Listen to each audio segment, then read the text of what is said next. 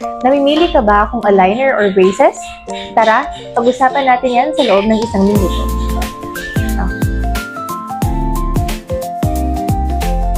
Unang klase ay ang metal braces. Ito ang pinaka-common, affordable at pwede sa lahat ng cases. Ito ay fixed kaya recommend ito sa isang patient na hindi consistent makakapagsuot ng appliance.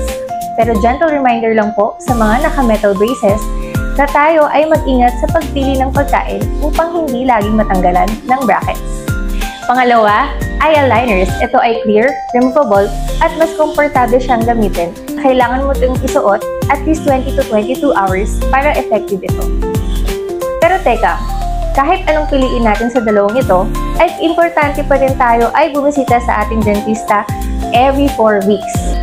So ang tanong, ano ba ang mas okay? Actually, pareho naman silang effective. Have a great day!